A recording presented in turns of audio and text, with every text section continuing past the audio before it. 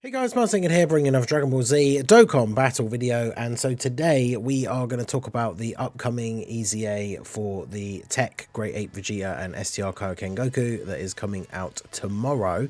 So we're going to go through the team building options here for this event. The category weakness is Battle of Fate, which of course is a pretty solid category. Being an LR EZA, it is only 10 stages, so good old 10 stage EZAs, that's what we like to see. The final phase, very interesting, fighting Kaioken Goku and Giant Ape Vegeta at the same time. Like any other stage or any other LR EZA, there's only one mission, which is to beat stage 7. So 33 stones in total for doing all of them. I almost got confused for a second there when I saw stage 11, but obviously this is just for if you want to continue grinding past stage 10. All you get is obviously the Hercule statues, but you'll get all the medals that you need to awaken these guys fully EZA'd, and then you get a bunch of the same type orbs as well. Usually when it comes to EZAs, right, you've already got the copies of the character and already got them like filled out in the hidden potential, but it's always nice to get some extra orbs. I imagine some people will have pulled copies of these guys from the banners, so at least you're getting some of the orbs back that you've used in the process of filling out their hidden potential. So if we take a look at the Battle of Fate category, we've got a couple of different leaders, including some TURs with EZAs. Remember that this is an LR EZA, so Battle of Fate being the special category is essentially what allows units to take less damage from the boss, but to do the most damage to the boss and win the stage as quickly as possible, you do want to have the legendary power link active as much as possible. So obviously the ideal team build is to go with as many LRs on the team as possible.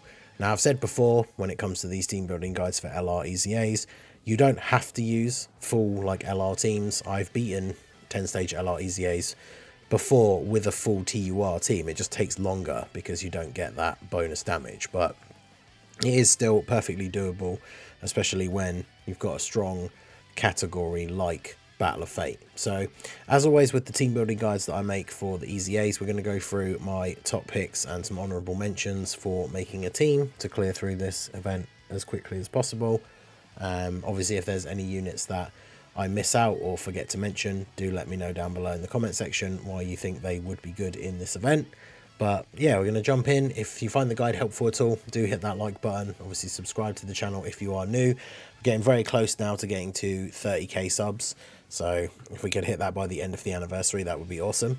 But yeah, let's go ahead and jump straight in. So obviously the technically the best leader for the event, despite what you may think of the unit themselves, is the new Frieza and Goku, because they have a Battle of Fate lead and it is the 220% and 4 key. So if you have these guys, they're going to be the best unit to bring, because then you can bring any units within the category. They're getting the maximum possible leader skill buff, and obviously even if you don't have them yourselves, these guys will be the ideal friend.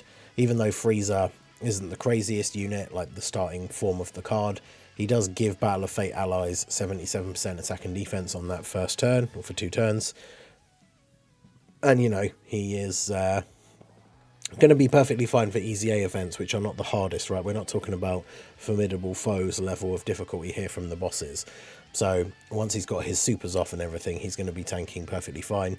And of course, you know, one of the half the stages at least are against Giant Ape Vegeta, who is tech, and Frieza has type advantage. So this guy's the ideal leader and the ideal friend unit to run, leading the team for the highest possible leader skill and providing support.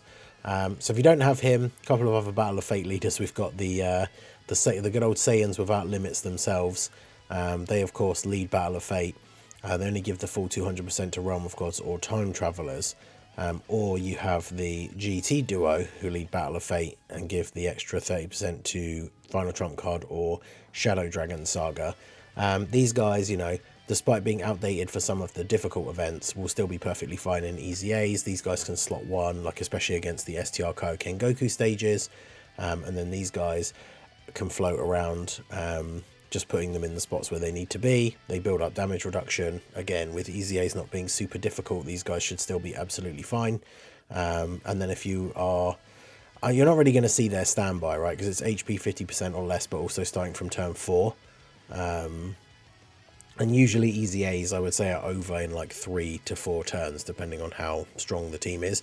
And if you are running like a full LR build, so you've got legendary power active with all the characters, probably only like 3 turns at most.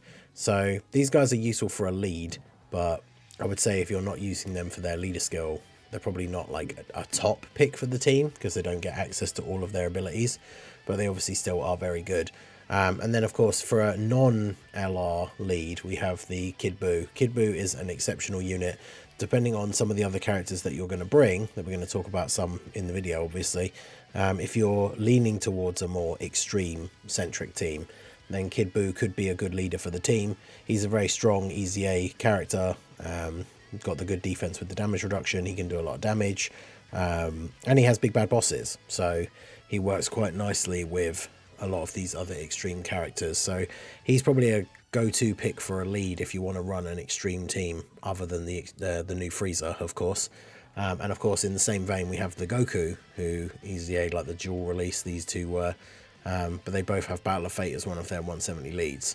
So this guy is going to be really annoying, I guess, in this event because you're probably not going to see him transform really at all, but he could be solid as a leader option if you don't have another one. He's got decent links and everything, but I think this guy is kind of like a last resort leader because you want LRs on the team. This guy can't get access to all of his abilities, so he's not really a unit that I would, even if you're not running a lot of extreme units, I would probably bring Kid Buu over this guy because he's better for shorter events. But he can definitely be a backup lead. Right, so then when we get into some of the top LRs for this event, we've got Namek Goku, obviously with his EZA. People might have been underwhelmed with his EZA for the really difficult endgame content, but in something like this, he's going to be perfectly fine, especially against Great Ape Vegeta, where he obviously has type advantage and can just sit in slot 1, get hit, get that extra buff, do the attacks, and like with legendary power active, do a lot of damage. So he will be very, very good for this event. Legendary Existence or Super Saiyans is a decent leader skill. You could probably make a full Battle of Fate team out of those characters, but I wouldn't say he's like a go-to leader option. But if you're missing some of the other LRs that actually lead Battle of Fate, you could make that work. And then, of course, on the other side of the same coin, we have the full power Frieza. His is a little bit more difficult with Sworn Enemies or Planet Namek Saga to make a strong Battle of Fate team, especially with like LRs. But one good thing about this guy, of course, is that we will be fighting a Goku for half the stages. So he does get guaranteed crit. He gets the extra attack against super class enemies. So he can put out a lot of damage. I imagine this guy, if he gets hit in slot 1, and then you have legendary power active, can potentially be soloing the STR Kaioken Goku stages. Especially if you've got like the new Frieza, even if it's the friend on rotation, giving him the extra 77% support as well.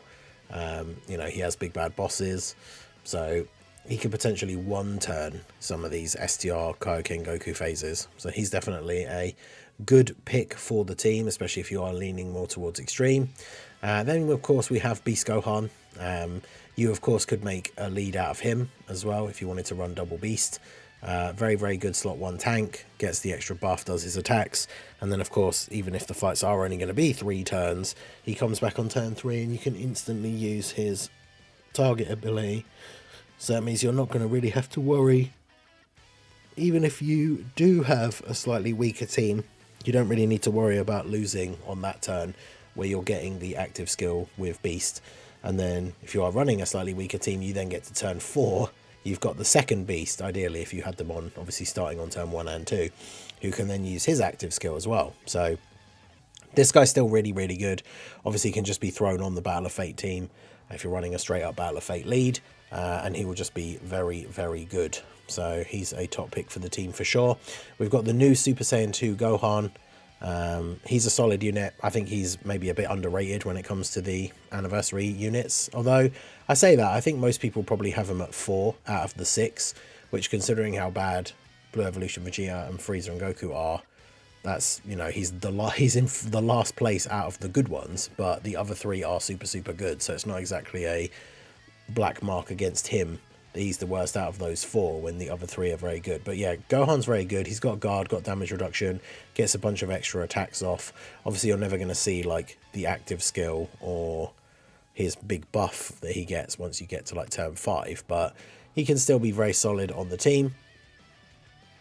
Put out a lot of damage, relatively good defense, and of course, if you don't want to run him, if you don't have him, I guess to be fair, especially against the great Ape Vegeta phases, you could run the EZA or Super EZA LR Super Saiyan 2 Gohan, because against the TEQ one especially, he's going to do crazy damage. In fact, to be honest, especially if you're someone in a similar situation to me, right, where I pulled the new Gohan, but he's only at 55%, this guy will absolutely be better for this event, I think. If you're running a largely super class team, he's going to be providing them with support.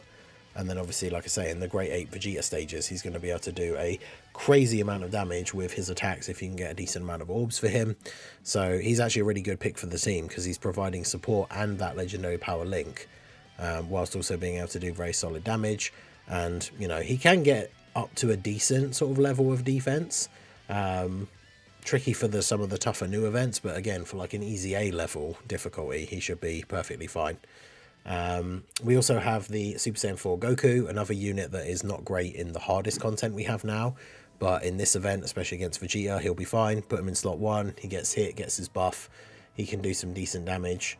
I mean, technically you could get the standby if he gets hit 5 times in turn 1, which is a little bit unlikely because EZAs don't have quite as many attacks per turn, but it can happen.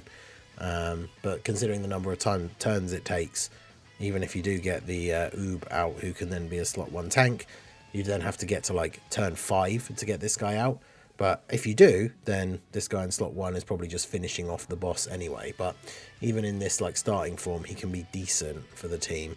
And if you are running like the GT duo for their Battle of Fate lead, then obviously he would link up pretty well with them. But he's an honourable mention for the team for sure. Probably not a top pick. But of course, we do have the new Super Saiyan 3 to Super Saiyan 4 Goku.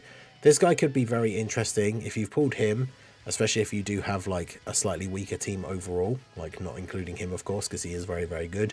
If your HP is 70% or less, you can literally use the Giant Ape thing straight away. So if he's on turn 2 and you take like a reasonable hit, you know, you're losing like a third of your health in the first turn, this guy comes out on the second turn, immediately transforms into the Golden Ape, you do a bit of free damage, and then you get Super Saiyan 4 Goku out, who is very, very strong, especially against Kaioken Goku, where he's going to have type advantage. I mean, he gets guaranteed crits for the first couple of turns anyway, but he is going to do big damage, and of course the big thing is he's going to be supporting the rest of the team. Power Beyond Super Saiyan or Giant Ape Power gets the proper buff, and then obviously his super attack effect is 44% for 2 turns.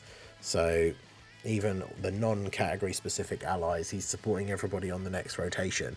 So this guy, I would say, is kind of like a must run, even as just as like floating support, if that's how you wanted to use him for this team, if you have him. So he's very, very good.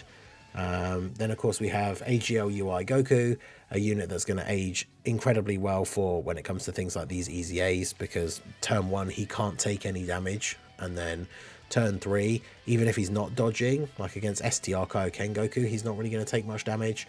Against TEQ Vegeta, he's obviously going to take a little bit more with the type disadvantage, but we're not talking these end game difficult content where if he doesn't dodge, he's taking like a 600k normal. So he should be perfectly fine. And of course, that gives you the option to pair him up with the TEQ UI if you have him as well. He's not as crazy, especially early on, and you're not going to get to the point really where you get to see him transform and get the domain out. But obviously the pairing of running those two together, they have the different names, so you can run them together. There's something I don't think I specifically mentioned when talking about the Super Saiyan 2 Gohans. Obviously I was talking about the value of running this guy over this guy, especially if you don't have dupes for him, and that's obviously because you can only run one of them, because EZAs are still the only event where you can't run same name characters. So you can run AGL UI and TEQ UI, and that rotation can be very good. There's also the Power Awakening Piccolo, is still very, very good for these events that aren't as crazy. He can slot 1 tank against a lot of these bosses. If you are running Beast Gohan, then obviously you're getting the unit super for Beast Gohan off of this guy as well. which can be super useful. And then depending on your team build, if you have all superhero allies, you can use his giant form from turn 3, which if you are finding the event a little bit more tricky, the giant form, especially that late into the event for an EZA, if it's going to be 3 to 4 turns or 3 to 5, depending on the power of your team, having that great ape ability to protect the team on turn 3 and then get a bunch of free damage in and then a bunch of damage afterwards without worrying about a super is going to be very, very good, especially if you're then thinking about like the turn after that, you could potentially be using the beast active. And that between the two of them, they can keep the team protected very strongly. And this guy, especially if he does get hit a few times, he does build up to being able to do fairly reasonable damage. So he is a very solid option for the team as well. We also have the Frieza and 17, especially if you're running like UI and like the 2 UIs, having another Reps of Universe 7 character on the team can get some decent links. This guy's super, super good defensively after super attacking, especially on like the first turn. They are basically invincible after they attack on their first appearance. So these guys will be very, very solid in the event as well. You know, if you're running the new Frieza, then you've got the UIs. Like there's quite a few Reps of Universe 7 characters that you can fit together on the team. I should have brought up both the Jirans as well. Because whilst they're not Reps of Universe 7, you can basically make like a full Battle of Fate Universe Survival Saga team. So AGL Jiren, TEQ Full Power Jiren, there are obviously 2 LRs, Legendary Power, work quite well together. AGL Jiren will obviously be very effective against STR Kaioken Goku. So they're very solid options. You can basically make a Universe Survival Saga team for this. Honorable mention as well, Zamasu, if you are leaning more towards some extreme characters, because he's a unit that can still be very good on turn 1, because turn 1 he has 80% damage reduction. He has big bad bosses, so if you are running like full power Frieza, Kid Buu, some of these other big bad bosses units, he can fit quite nicely on there. He can do some decent damage after he's taken a few hits as well.